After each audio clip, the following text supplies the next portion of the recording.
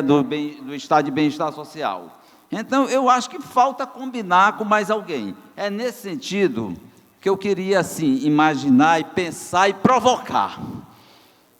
Como é que nós podemos fazer transformações profundas de nível tributário, que elas são resistentes, porque é uma estrutura que está montada, que não é de agora, é de um Brasil de 500 anos, com essa realidade, como é que nós vamos transformar? Sem a sociedade, sem essa consciência fiscal.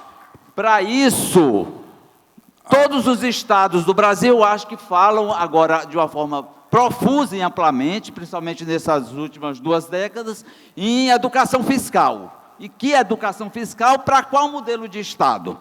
Então, eu quero fazer esse questionamento, essa provocação, como é que nós podemos realmente pensar em transformar, é uma transformação radical, de fato, pensando em mudar mentalidades. Então, é nesse sentido que eu queria que a gente pudesse associar um pouquinho esse pensamento da reforma fiscal. Será que é suficiente a reforma? Ou a gente não poderia pensar, avançar mais para uma revolução tributária? Não só tributária, mas fiscal, algo muito maior. A nível, por exemplo, pensar em uma revolução ambiental também, mudar de mentalidade. Essa provocação que eu quero fazer de uma forma mais profunda para um novo Estado, um novo modelo e um pensamento na sustentabilidade, de fato, fiscal e ambiental.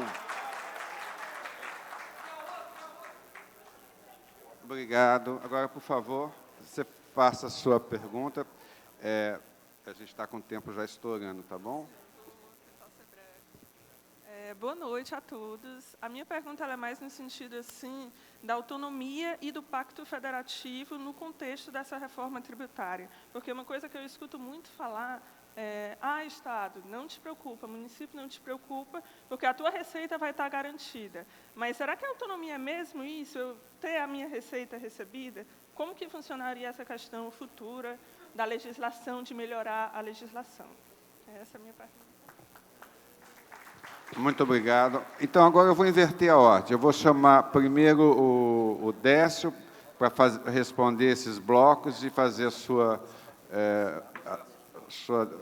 fala final, em seguida o Guilherme, depois o Igor.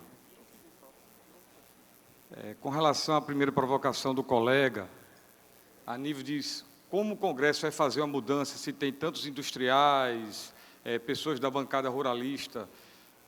Participei de uma reunião com vários governadores e o presidente Lula, à época candidato, foi encontro do Nordeste, eu fui como Concefaz, e na ocasião o presidente Lula disse que a primeira coisa que faria ao tomar posse como presidente da República era chamar os governadores, depois os prefeitos, para que chegasse a um bom denominador de toda essa loucura que ocorreu nos últimos 6 meses. Então, estou muito esperançoso que o presidente Lula vai coordenar uma mudança no Congresso. Com relação à questão de uma reforma mais revolucionária, às vezes é o que é possível. A gente queria avançar muito, mas quando chega no Congresso Nacional, de um IVA único, tornou-se dual. Chega no limite que, se você não conseguir ceder alguma coisa, não passa. E a gente está, desde 1995, tentando fazer uma reforma. Então, a que avançou sobre consumo foi a possível. E no que tange a questão da autonomia, a única autonomia necessária é aquela do poder de fiscalizar e da receita. Essa, a proposta da gente, dos governos de Estado, a proposta assegurou. Agora, a legislação é do Congresso Nacional. Então, essa autonomia de Assembleias Legislativas, que hoje é residual, é cópia de convênio nacional, nada se decide mais no ICMS que não seja em convênio nacional, e a lei local é só uma cópia, essa daí não terá. Mas a autonomia de fiscalizar, do auditor e de arrecadar, que a arrecadação vai direto para cada Estado, da sua parte dual, essa está assegurada, até porque essa reforma foi feita também por auditores. Muito obrigado, Décio. Agora o Guilherme, por favor, Guilherme. Bom, já que estou aqui nas minhas considerações finais, agradecer mais uma vez o convite aqui da FENAFISCO, do Sindicefaz. Um prazer enorme estar aqui com vocês. Bom, sobre a questão do teto de gastos, o que eu tenho a dizer é o seguinte, o governo ainda não assumiu, não temos nem ministros, nós temos um presidente eleito, mas que ainda, a nova legislatura também ainda não assumiu. Então, obviamente que reformas estruturais que exigem um debate mais amplo com o parlamento, com a sociedade, a gente precisa esperar que o governo assuma, tenha os seus ministros, estabeleça uma bancada de apoio no Congresso Nacional e construa essas transformações estruturais, que senão a gente vai cair no que o Décio falou. São coisas de cima para baixo, sem diálogo, e não é esse o modo que o presidente Lula constrói, nunca foi esse o modo, ao contrário. Sempre foi através de muita conversa, muito diálogo e construção de consensos. Mas, para isso, nós precisamos que o novo Congresso, o novo governo assuma e faça esse processo de negociação.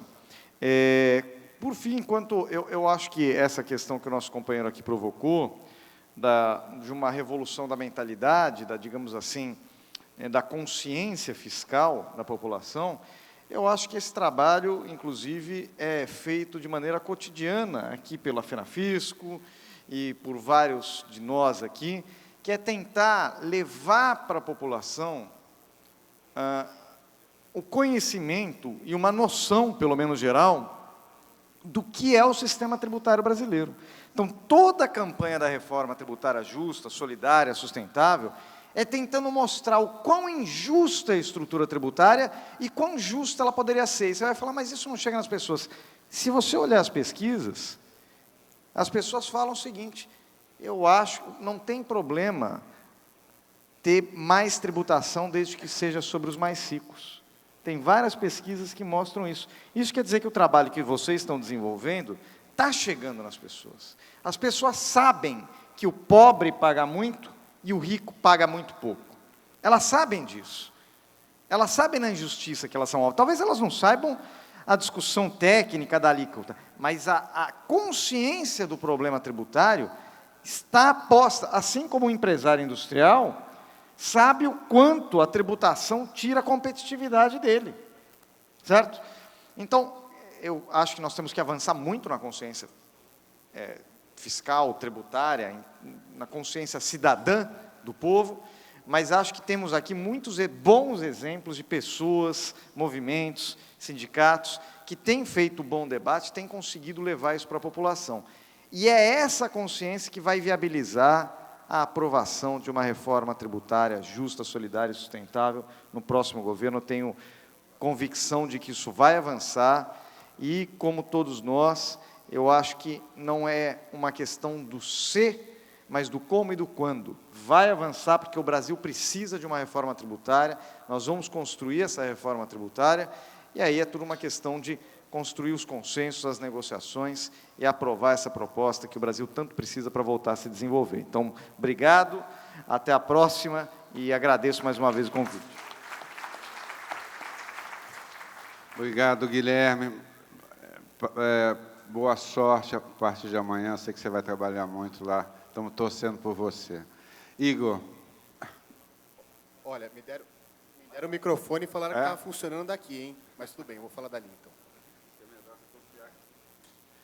Bom, eu acho que essa questão do agronegócio e mudança de mentalidade, eu acho que muito se evoluiu com o agro, pelo menos a agroindústria, que é a cadeia do agro, não somente o agro direto, mas que engloba o agro direto, eu acho que nos últimos tempos evoluiu bastante. Se falar de uma reforma tributária há 5 anos atrás, era praticamente impossível com eles. E hoje eu acho que isso está muito mais fluido. Eu não vejo como um obstáculo intransponível, tá? Eu acho que isso mudou bastante nos últimos tempos.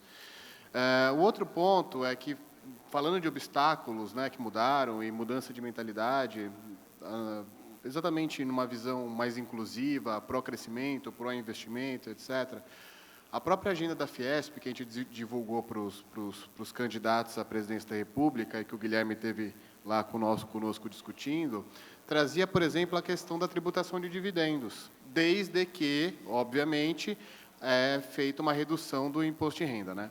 porque exatamente trata desse ponto que o Guilherme colocou, que é a mudança da composição. A gente não está falando de redução ou de aumento de carga tributária, a gente está falando exatamente de uma mudança de composição que favoreça o investimento, o emprego, o desenvolvimento de setores de média e alta tecnologia, que são aqueles setores que exatamente que pagam os melhores salários, sabidamente. Então, eu acho que nesse quesito, eu acho que o Brasil evoluiu muito. E, por fim, mas não menos importante, a reforma tributária tem que ser tratada no começo do próximo governo, nos 3, no máximo, nos 6 primeiros meses do governo. Senão, para aproveitar exatamente o capital político que um presidente recém-eleito tem. Se não fizer isso logo no começo, no primeiro ano, sobretudo no primeiro semestre, essas barreiras vão aumentando ao longo do curso do mandato. Então, eu acho que esse é o ponto. As barreiras, eu acho que se diminuíram, né?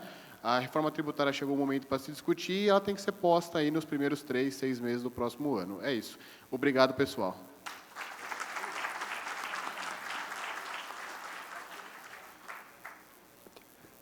Obrigado, Igor. Bom, com isso nós encerramos essa primeira mesa de abertura, agradecendo a presença de todos, agradecendo o tempo, tá? E muito obrigado e um bom congresso a todos. Nossa diretoria fará entrega de um mimo ao moderador e aos palestrantes. Somente avisar a todos, somente 3 avisos importantes. O bar do lobby estará funcionando até 1h da manhã hoje. E o restaurante aqui no térreo, durante toda a madrugada, estará servindo lanches, tá? Até às 5 da manhã. A apresentação das chapas e dos candidatos do Conselho Fiscal neste mesmo local amanhã às 9h. 10h a eleição ocorrerá na sala Santana 08.